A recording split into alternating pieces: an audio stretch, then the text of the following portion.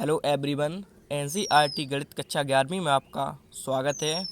तो चलिए इसी क्रम में आज हम प्रश्नावली 5C का प्रश्न क्रमांक 13 सॉल्व करेंगे। तो चलिए प्रश्न पढ़ लेते हैं। तो इसमें लिखा हुआ है, यदि z-2 का मापांक, देख लीजिए ये मापांक का साइन बना हुआ है जिसे हम इंग्लिश में मॉड्यूलस भी बोलते हैं, बराबर 2, यानी कि मापांक में इसमें अंदर कितने का 2 का मल्टीप्लाई है, और ये z-1 यानी कि z-1 का मापांक जिसे हम इंग्लिश में क्या बोलते हैं, मॉड्यूलस भी बोलते हैं। तो आगे इसमें लिखा हुआ है, सिद्ध कीजिए कि z² बराबर 4/3 RE। तो RE का इसमें मतलब क्या है बताइए। तो RE का मतलब इसमें रियल, RE मतलब रियल, और z, क्योंकि हम लोग z जब भी कोई हम सम्मिश्र संख्या मानते हैं तो उसे हम लोग z के बराबर ही मानते हैं। तो यानी कि हमें 4/3 वास्तविक संख्या RE मतलब रियल, तो रियल को हम हिंदी में क्या बोलते हैं बताइए। तो रियल को हम हिंदी में वास्तविक बोलते हैं। तो 4/3 हमें यानी कि रियल यानी कि वास्तविक संख्या ज्ञात करनी है, वास्तविक सम्मिश्र संख्या, z यानी कि सम्मिश्र संख्या। तो चलिए, तो सबसे पहले हल लिखेंगे और ये हमें जो दिया गया है इसी से हम सॉल्व करेंगे। तो चलिए इसे लिख लेते हैं, z-1 यानी कि z-2 का मापांक बराबर 2 और z-1 का मापांक। तो चलिए हल लिखेंगे और उसके बाद इसे लिख लेते हैं। तो हमने लिखा हल, और हमें जो दिया गया था ये ऊपर हमने इसे लिख लिया है, और इसके माध्यम से हम ये सिद्ध कर देंगे क्या, 4/3 रियल z यानी कि रियल सम्मिश्र संख्या। तो चलिए, तो सबसे पहले अब हम z, तो z बराबर हम सम्मिश्र संख्या मान लेते हैं। तो हम लिखेंगे माना सम्मिश्र संख्या z बराबर a+ib, आप या x+iy कुछ भी मान सकते हैं। तो चलिए हम यहाँ पर a+ib मान लेते हैं। तो हम लिखेंगे माना z बराबर a+ib, या माना सम्मिश्र संख्या z बराबर a+ib। तो हमने लिखा माना सम्मिश्र संख्या z बराबर a+ib। तो अब हम इस z का मान इस z के स्थान पर रख देंगे और यहाँ भी रख देंगे। तो चलिए रख देते हैं। तो z के स्थान पर क्या रखेंगे हम, a+i_b, और ये भी समझ लीजिए आप सम्मिश्र संख्या यहाँ पे x+iy भी मान सकते हैं। सम्मिश्र संख्या का मतलब यह होता है कि हमारा एक भाग वास्तविक होना चाहिए और एक भाग काल्पनिक होना चाहिए। तो वास्तविक और काल्पनिक भाग क्या होते हैं, जिसके साथ में आई होता है वह हमारा काल्पनिक भाग होता है, और जिसके साथ में आई नहीं होता है वह हमारा कैसा भाग होता है, तो आप कहेंगे वास्तविक भाग। जिसके साथ में आई होगा वह काल्पनिक, और जिसके साथ में आई नहीं होगा वह हमारा वास्तविक। तो चलिए हमने z के स्थान पे, यहाँ पे z के स्थान पे इस z का मान रख दिया है a+i_b, और ये -2 ज्यों का त्यों, और ये मापांक का साइन भी ज्यों का त्यों, बराबर लगा है, बराबर लगा दीजिए, और ये 2 ज्यों का त्यों, और यहाँ भी हम देख लीजिए ये मापांक का साइन पहले लगा दे रहे हैं। उसके बाद z के स्थान पे a+i भी रख देंगे। तो लिखेंगे a+i_b, और ये -1 है ज्यों का त्यों। तो आप समझ गए होंगे। अब हम इसे आगे सॉल्व करेंगे। तो अब हम वास्तविक भाग पास में लिख लेते हैं और आई वाले यानी कि काल्पनिक भाग एक साइड कर देते हैं। देखिए कैसे, तो लिखेंगे a-2 a-2 और क्या हो जाएगा +i_b, और ये मापांक का साइन ज्यों का त्यों बराबर, इसी प्रकार इस साइड भी करेंगे हम, इसी पास में लिखेंगे। तो a-1 और +i_b, और ये मापांक ज्यों का त्यों। अब हम इसे आगे देख लेते हैं। तो चलिए अब हम इसमें वास्तविक भाग पहचान लेते हैं। तो ये हमारे दोनों वास्तविक भाग हैं, इसे हम एक ब्रैकेट में कर देते हैं, और इसमें देख लीजिए ये हमारे दोनों वास्तविक भाग हैं, यानी कि ये भी वास्तविक भाग है और ये भी वास्तविक भाग है। और ये दोनों वास्तविक भाग क्यों हैं, क्योंकि इनके साथ में आई नहीं है। ये हमारा काल्पनिक भाग है और ये भी हमारा काल्पनिक भाग है, ये हमारा वास्तविक भाग है क्योंकि इसके साथ में आई नहीं है। तो और देख लीजिए a+i_b, यानी कि हम इसे पूरे को अगर a मानेंगे और इसे b_i_b, तो ये क्या हो जाएगा, हमारा एक सम्मिश्र संख्या के रूप का बन जाएगा। आप समझ गए होंगे। और सम्मिश्र संख्या का मापांक बताइए कैसे निकाला जाता है। देख लीजिए ये मापांक यानी कि मॉड्यूलस हमें निकालना है, इसका भी और इसका भी। तो उसके लिए हम फॉर्मूला देख लेते हैं क्या होता है हमारा। सम्मिश्र संख्या z बराबर क्या होता है, तो वो हमारा कुछ इस प्रकार होता है। अगर हम सम्मित संख्या z का मापांक निकालना है तो हम लिखेंगे वास्तविक भाग का वर्ग यानी कि x square plus y square और ये अंडर रूट। तो आप समझ गए होंगे सम्मिश्र संख्या का मापांक कैसे निकाला जाता है। तो वास्तविक भाग का वर्ग प्लस काल्पनिक भाग का वर्ग और ये पूरे पे अंडर रूट। तो चलिए उसी प्रकार से हम लिखेंगे मापांक निकालने पर। तो लिखते हैं मापांक निकालने पर, या इस प्रकार से आप लिख सकते हैं दोनों पक्षों का मापांक निकालने पर। तो हमने लिखा दोनों पक्षों का मापांक निकालने पर। तो चलिए कैसे निकालेंगे मापांक। तो सबसे पहले ये देख लीजिए अंडर रूट है तो आपको अंडर रूट लगाना है।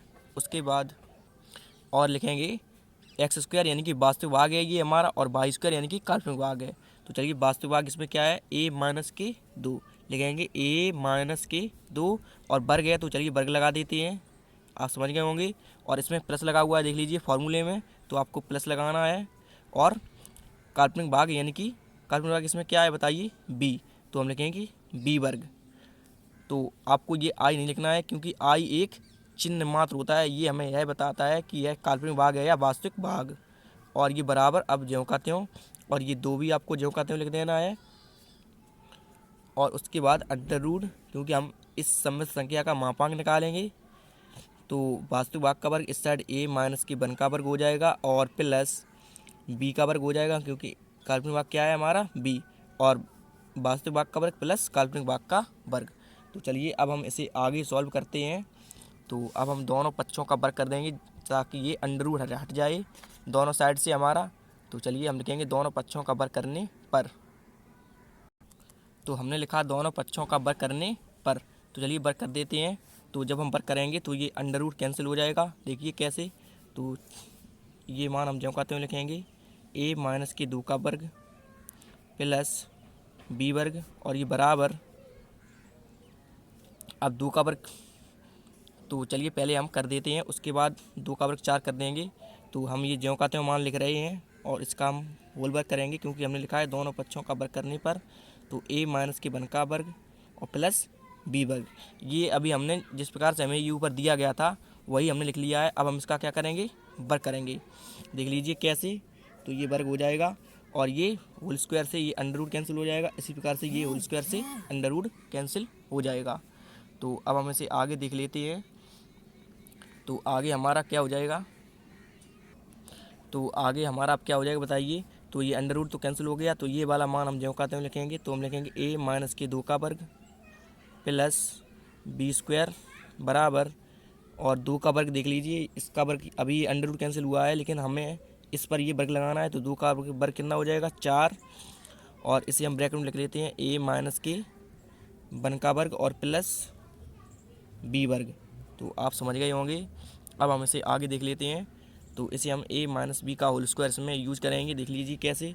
तो ये हो जाएगा a स्क्वायर प्लस 2 का वर्ग कितना होता है 4, b स्क्वायर और माइनस 2a, यानी कि 2a और इंटू 2, यानी कि a square plus b square plus 2a और b, a और b, और प्लस b स्क्वायर ये ज्यों का त्यों बराबर 4 ज्यों का त्यों। इसी प्रकार से इसमें अब करेंगे तो a स्क्वायर प्लस 1 का वर्ग 1 और माइनस 2 और a, और ये प्लस के b स्क्वायर ज्यों का त्यों। तो अब हम इसे आगे देख लेते हैं, आगे क्या हो जाएगा हमारा। तो a स्क्वायर और इसे पास में लिख लेते हैं प्लस b स्क्वायर और माइनस 2 और 2 ये इंटू में, तो इनका गुणा हो जाएगा। तो ये 2 और 2 कितने हो जाएंगे, 2 का गुणा 2 में करेंगे तो 4 और a ज्यों का त्यों, और ये वाला प्लस 4 ज्यों का त्यों। उसके बाद अब हम 4 का इसमें अंदर मल्टीप्लाई करेंगे और पहले हम a स्क्वायर लिखेंगे क्योंकि a स्क्वायर पहले ही है। तो ये हो जाएगा 4a स्क्वायर और प्लस 4 का इसमें गुणा करेंगे तो ये कितना हो जाएगा 4b स्क्वायर, और 4 का इसमें गुणा करेंगे तो ये कितना हो जाएगा 4 दूनी 8a, और 4 का इस 1 में गुणा करेंगे तो क्या हो जाएगा प्लस 4। तो अब हम इसे आगे देख लेते हैं, आगे हमारा ये क्या हो जाएगा। तो देख लीजिए ये प्लस का 4 है और ये भी प्लस का 4 है, यानी कि बराबर की इस साइड भी प्लस का 4 है और बराबर की इस साइड भी प्लस का 4 है, ये दोनों आपस में कैंसिल हो जाएंगे। उसके बाद आगे, तो आगे अब हम देखिए क्या करेंगे। तो आगे इसमें ये माइनस का 8a है इसे हम इस साइड लेके आएंगे बराबर, तो ये प्लस का हो जाएगा। तो ये वाला हम जो कहते हैं लिखेंगे, तो हम लिखेंगे -4a, ये 4a लिखा हुआ है, आपको समझ लेना है। और ये माइनस का 8a है, इस साइड आएगा तो किसका हो जाएगा, तो आप कहेंगे प्लस का 8a, और बराबर 4a² जो कहते हो, और ये a² प्लस का इस साइड, तो हम बराबर कैसे इस साइड लेके आएंगे तो किसका हो जाएगा, ये माइनस का a² हो जाएगा। और ये प्लस का 4b² जो कहते हैं हमने लिख दिया ये वाला, और ये b² प्लस का इस साइड है, तो इस साइड से लेके आएंगे तो किसका हो जाएगा, ये माइनस का b² हो जाएगा। तो आगे देख लेते हैं अब हम। तो ये माइनस का 4a है, ये प्लस का 8 है, तो बताइए कितना बचेगा, बचेगा प्लस का 4a, यानी कि 8 में से ये 4 जाएंगे माइनस के, तो प्लस का 4a बचेगा। और बराबर आगे देख लीजिए, ये 4a² में से हम एक a² कम कर देंगे तो ये कितना बचेगा, 3a²। और इसी प्रकार से ये भी देख लीजिए 4b² है, तो इसमें से एक कम हो जाएगा तो कितना बचेगा, 3b²। तो अब हम इसे पलट के लिख देते हैं, यानी कि 3a² प्लस 3b² बराबर 4a। तो हम लिख सकते हैं या 3a² प्लस कितना है 3b² और बराबर 4a। तो आगे देख लीजिए अब हमारा ये क्या हो जाएगा, तो इसमें से देख लीजिए 3 यहाँ भी है और 3 प्लस के इस साइड भी है, तो इसमें से हम 3 को कॉमन ले लेंगे, तो अंदर क्या बचेगा हमारा a² प्लस b² बराबर 4a। तो अब ये 3 इसके गुणा में है, तो हम इसे इस साइड लेके आएंगे तो ये किस में हो जाएगा, प्लस में हो जाए, बटे में आ जाएगा। तो क्या हो जाएगा a² प्लस b² और ये बराबर 4 और बाई 3 और ये इंटू a। तो अब हम इसे आगे देख लेते हैं। तो आगे ये समझ लीजिए, तो अगर मान लीजिए सम्मिश्र संख्या z बराबर हमें दिया गया है a प्लस के i b, और अगर हम इसका मापांक निकालें तो क्या हो जाएगा, z का मापांक बराबर अंडर रूट, आप लोग जानते हैं फॉर्मूला क्या होता है बताइए, अंडर रूट वास्तविक भाग का वर्ग यानी कि a² और प्लस के b² हो जाएगा। और उसी प्रकार से अब हम क्या करेंगे, दोनों पक्षों का वर्ग कर देंगे, तो ये क्या हो जाएगा, z का मापांक का वर्ग और बराबर ये इसका अंडर रूट हट जाएगा, तो क्या हो जाएगा a² प्लस b²। तो देख लीजिए हमने ये आपको समझाने के लिए किया है कि अगर हम z बराबर सम्मिश्र संख्या मान है a प्लस के i b और उसका ये मापांक अगर निकालें तो क्या निकलेगा, हमारा z का मापांक बराबर under root a² plus b²। और जब हम दोनों पक्षों का वर्ग करेंगे तो ये z का मापांक बराबर हमें क्या प्राप्त हो जाएगा, a² प्लस b², क्योंकि अंडर रूट ये होल स्क्वायर से अंडर रूट कैंसिल हो जाएगा। मान लीजिए हम ये इसका वर्ग करेंगे तो ये 2 से ये अंडर रूट कैंसिल हो जाएगा, आप समझ गए होंगे। तो अब हमें z का मापांक, तो देख लीजिए यहाँ पे क्या है a² प्लस b², तो हम a² प्लस b² के स्थान पे क्या लिख सकते हैं, z के मापांक का वर्ग। तो चलिए लिख देते हैं, तो आप समझ गए होंगे, हम यहाँ पे लिख सकते हैं z के मापांक का वर्ग बराबर 4/3a। और ये 4/3a कैसा है, हमारा रियल पार्ट है, क्योंकि इसमें आई नहीं है, तो ये कैसा आ गया हमारा रियल z। तो आप समझ गए होंगे। तो आप सोच रहे होंगे कि उसमें तो a नहीं आया था, तो चलिए a आप हटा भी सकते हैं, क्योंकि यहाँ ये एक पूर्णांक है, कुछ भी हो सकता है यहाँ पे। तो आप इसे इस प्रकार भी लिख सकते हैं, हम लिख सकते हैं या z के मापांक का वर्ग बराबर 4/3 REZ। तो यही हमें सिद्ध करना था। तो प्रश्न में देख लेते हैं, हमें यही सिद्ध करना था, देख लीजिए आप। तो देख लीजिए प्रश्न में हमें यही सिद्ध करना था, z के मापांक का वर्ग बराबर 4/3 रियल z पार्ट। तो अब आप इसका स्क्रीनशॉट ले लीजिए। तो ये है इसका पहला शॉट, और उसके बाद ये है इसका दूसरा शॉट, और उसके बाद आगे इसका भी ले लीजिए स्क्रीनशॉट।